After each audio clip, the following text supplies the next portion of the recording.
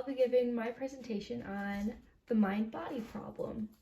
Now, what is the mind-body problem?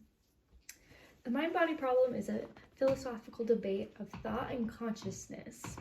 We debate whether the mental phenomena is physical or not. So is the mind and the body separate? Are they the same? Do they interact?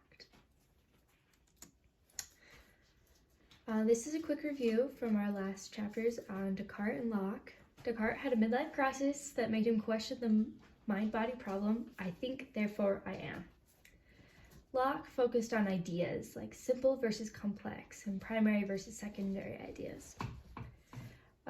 They viewed the mind and body problem as dualistic.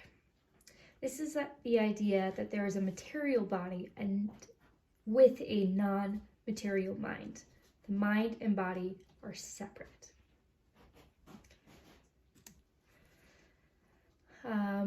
This is also a quick review on Democritus. He believed in atoms and rejected gods and afterlife. Sensations occurred from atoms falling on the sensory organs, as he described it. He viewed the mind and body problem as monistic. This means the universe is made of one substance. He believed everything was made out of atoms. Hobbes and Mitri. Hobbes believed in the psychological phenomena and had the hedonistic theory of motivation.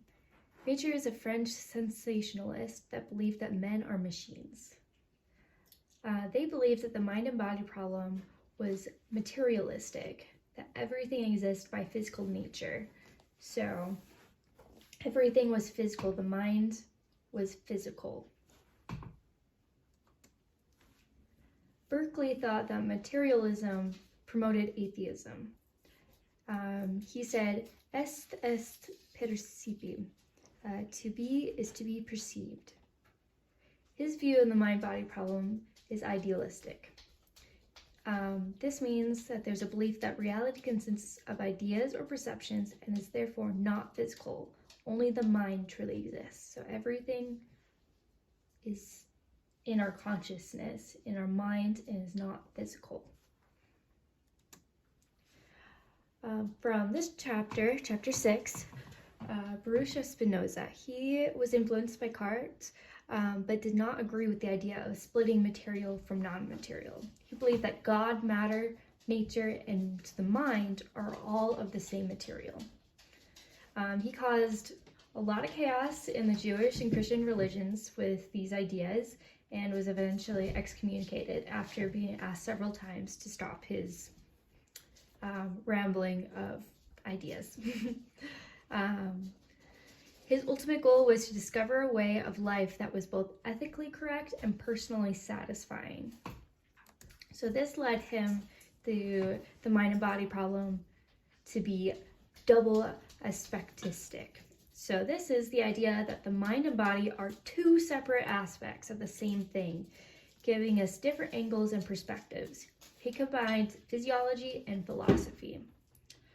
So he also embraced pantheism and panpsychism, which we talked about in this chapter. Gottfried Leibniz, he challenged Locke's ideas of tabula rasa, as we talked about in earlier chapters. He did not publish his works because he didn't see a point of arguing with a dead man. And he believed it to be different due to the mind being highly active, transforming our experiences from physical to mental ideas. He believed in the monadology, which everything fits into his four monads. And he also believed that there is necessary truths, or ideas that are innate. His idea on the mind and body problem is psychophysical parallelism, meaning that the mind and body are perfectly coordinated, and that means that he believed that they were in perfect harmony but never interacted. He denies a cause and effect relationship between the two. He believed that there was a pre-established harmony between the mind and the body. These are my sources.